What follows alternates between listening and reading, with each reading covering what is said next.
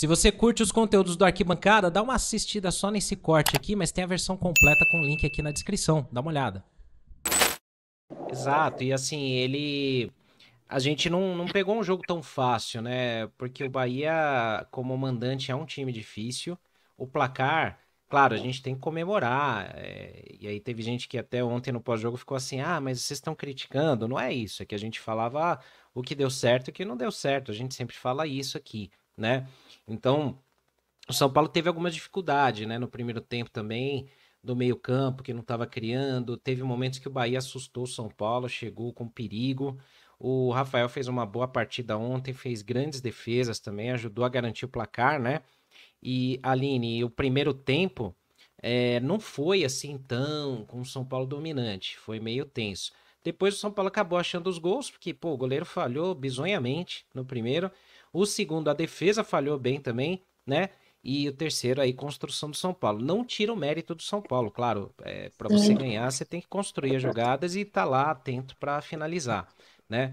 Mas assim, a gente tem que comemorar bastante, mas não podemos esquecer que também não foi um jogo tão fácil, não. Não é que é goleada e o São Paulo jogou assim, amassando o Bahia também, né? Gente, eu vou pedir desculpa aqui porque meu vizinho começou a furar a parede nesse momento. Mas realmente, o primeiro tempo, o Bahia foi mais incisivo, né? Só que eu senti que o time caiu muito depois do erro do goleiro, que foi ali no pé do Luiz Gustavo, e aí a gente tem que colocar o mérito também pro Luiz Gustavo, porque ele estava bem posicionado, não estava de costas para a bola, soube aproveitar a oportunidade friamente. Eu sei que a gente espera que isso aconteça, mas é o mínimo, mas às vezes não acontece o mínimo dentro do futebol.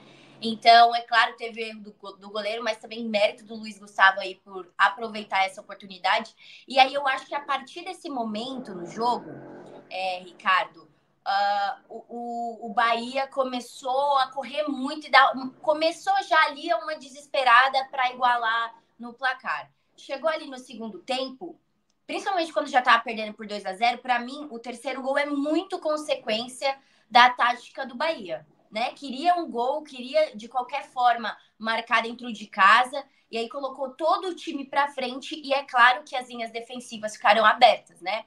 Então a gente tem toda uma construção de jogada por parte do São Paulo que funciona muito bem, mas se você nota a jogada, os jogadores do Bahia eles chegam atrasados demais, né, para essa cobertura. Então por isso que o São Paulo também consegue marcar esse terceiro gol, né, com o Lucas que definitivamente traz a vitória para o São Paulo. Aí a gente pode colocar muitas coisas. O Bahia foi incisivo sim, mas o São Paulo aproveitou as chances muito bem. Aproveitou a primeira, a segunda, até o terceiro gol, teve algumas chances perdidas ali, né, com o Luciano. A gente pode pontuar algumas, mas soube aproveitar, né? Principalmente no primeiro tempo. Teve muito menos oportunidade e conseguiu reverter o gol. O que para mim faltou para o Bahia foi essa parte da finalização, né? E a gente tem também o Rafael, que é um goleiro muito bom, que dá para confiar demais, então ele realmente salvou o São Paulo em muitos momentos. Mas para mim faltou uma paciência do Bahia em finalizar as suas jogadas de uma maneira certa. Aquele ímpeto de a gente tem que marcar, a gente tem que empatar, a gente está dentro de casa, porque tem um chefe aí. Eu acho que tudo isso deu uma pesada para o Bahia, que não está conseguindo ter uma sequência positiva mais assim dentro do campeonato, né? Esse ano foi uma grande surpresa, né? Já esteve ali dentro do G4, estava pontuando muito bem, mas o futebol caiu muito. Então eu acho que o Rogério vai ter que, se ele continuar para a próxima temporada, é claro, a gente ainda não sabe por causa dessas derrotas,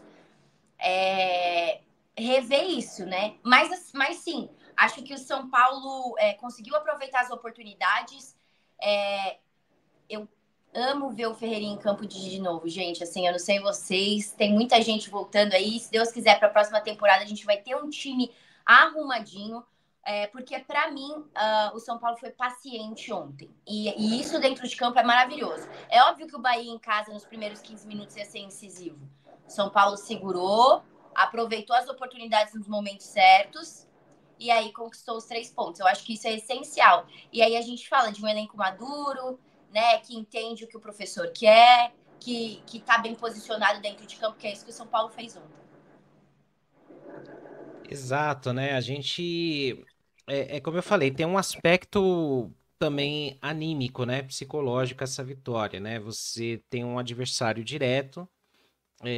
Eu acho que teria tido o mesmo impacto se o São Paulo tivesse conseguido vencer o Inter no Morumbi também. O momento era outro, a gente estava focado na Libertadores. Talvez devesse até. Aquele jogo, eu acho que é onde o Zubeldia errou mais, né? Talvez o São Paulo devesse ter jogado com um time totalmente reserva, né? Mas ali foi um jogo ali que também tinha esse mesmo peso de ontem. Se o São Paulo tivesse perdido para o Bahia ontem, a distância encurtaria para 2 pontos, o Bahia voltaria para a briga, o São Paulo correria risco de ficar fora do G6, né? Para os confrontos à frente ali. Então, isso foi muito importante, né? Eu até vou colocar aqui na tela o nosso site, o arquitricolor.com, onde a gente consegue ver aqui, além das notícias que a gente vai passar, a classificação, né, do Brasileirão, para a gente poder ter uma ideia melhor. Deixa eu ampliar um pouquinho aqui o zoom. Então, ó, a gente consegue ali abrir uma boa distância, né? 8 pontos. Se a minha matemática com o meu sono agora não estiver ruim, a gente abre 8 pontos em relação ao Bahia. Então, fica numa distância mais segura. O Bahia vem numa derrocada terrível, né? 4 jogos, 3 derrotas e um empate. O São Paulo fica a 1 ponto do Flamengo e 2 do Inter. O Flamengo tem um jogo a menos ainda, claro. Mas dependendo de como for isso aqui, um deslize do Inter, do Flamengo, o São Paulo poderia entrar no G4 aqui, já começando até a ficar perto do Fortaleza. É claro que a gente fica iludido, a gente fica sonhando aqui. Fala, pô, a gente sonha aqui, né? Ver o time ter um jogo bom, um bom resultado. A gente fala, pô, é possível, né? Ou como a gente brincou lá no grupo, né? Presta atenção, Botafogo, que a gente já tá jogando o farol aí pra vocês, né? No retrovisor. Mas o São Paulo precisa ter uma regularidade maior. A gente olha os caras que estão lá na frente, por mais que o Palmeiras tenha perdido um jogo, o Fortaleza também, eles vêm com uma sequência de vitórias e de empates. O São Paulo agora, depois da última derrota lá, ele emenda uma sequência de 3 jogos sem derrota.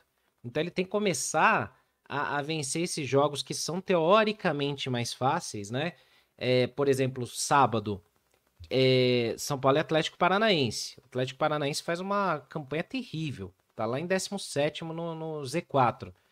Morumbi, o São Paulo tem que ganhar. O Morumbi, o São Paulo é mais forte. Mas aí tem que passar o carro nos caras, né, Vanessa? Sei que você vai estar lá também, né? Sabadão. E assim, é o típico jogo onde o São Paulo não pode pensar em perder ponto. Tem que ganhar e ganhar bem, né?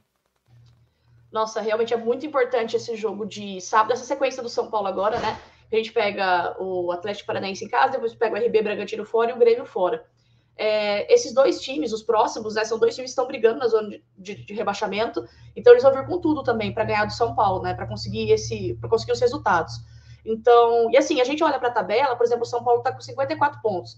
Quem pode chegar um pouquinho mais perto do São Paulo é o Cruzeiro, que ainda joga hoje contra o Flamengo, e o Flamengo totalmente pensando no jogo de domingo, né? O Cruzeiro também está com pensamento na Sul-Americana, mas já é mais para frente, né? Agora, a final da Copa do Brasil, não. Então, Cruzeiro e Flamengo hoje, caso o Cruzeiro ganhe, vai para 47. O São Paulo tem uma boa vantagem já para permanecer ali no G6, né? Só que não pode relaxar, porque algumas rodadinhas ali já acaba perdendo pontos. E o que a gente também se preocupa é que o Internacional acabou agora numa sequência muito boa, né? O Internacional vem muito bem no campeonato e foi subindo, a gente nem percebeu, né? O Internacional foi chegando, inclusive ganhou da gente no Morumbi, e isso, né, foi bem ruim pra gente, né?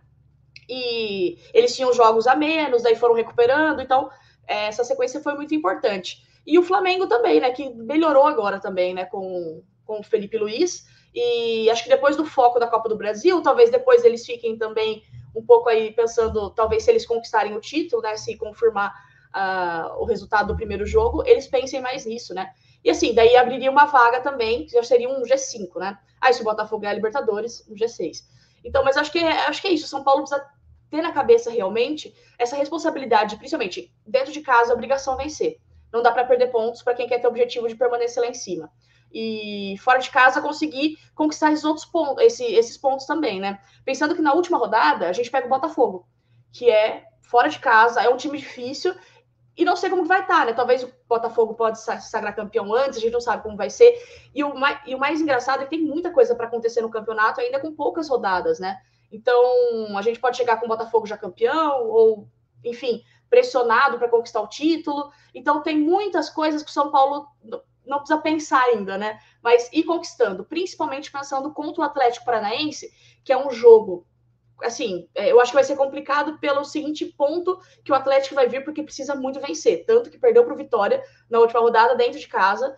Então, mas é obrigação do São Paulo conseguir, principalmente, conquistar 3 pontos dentro de casa e contra times que estão brigando lá embaixo. E o Atlético Paranaense vem sem o Nicão, porque ele tem contrato com o São Paulo, né, até o final do ano, então o Atlético não vai pagar a multa. E assim, por mais que a gente vai criticar, pô, mas é o Nicão e tudo mais. Só que é um jogador que vem sendo importante para a equipe, e quando você tira uma peça importante, o time já é complicado para substituir. Então, eu acho que talvez isso pese a nosso favor. E o São Paulo vem de um bom resultado, né? O São Paulo vem de um resultado assim, convincente, vamos dizer, mais ou menos, né? Pela dificuldade do jogo que foi. Mas o que importa são os 3 pontos. O Campeonato Brasileiro, eu acho que é isso. A gente precisa conquistar os 3 pontos, ainda mais fora de casa, um 3-0. Eu acho que isso foi essencial. Exatamente. A gente olha aqui, por exemplo, as campanhas aqui fora e dentro de casa, né? Fora de casa, com a vitória de ontem, o São Paulo passa a ter a 6ª melhor campanha fora de casa, como visitante, né? Bem melhor que o ano passado, né? Que a gente só ganhou uma. Putz, nem dá nem para comparar, né? Não. Então, muito melhor aqui, tá entre os ponteiros. Tá menos caseiro, né, esse ano. Graças a Deus. O time home office, né? Que só jogava em casa. E aí, em casa, o São Paulo tem a 4ª melhor campanha. Só vacilou nessa derrota aqui que foi pro Inter, né? Fora isso, o São Paulo vinha muito bem, né? Se não fosse aquela derrotinha ali, o São Paulo estaria bem aqui. O melhor mandante é o Fortaleza, disparadamente, né? Não perde lá, não perdeu nenhuma, tá invicto em casa.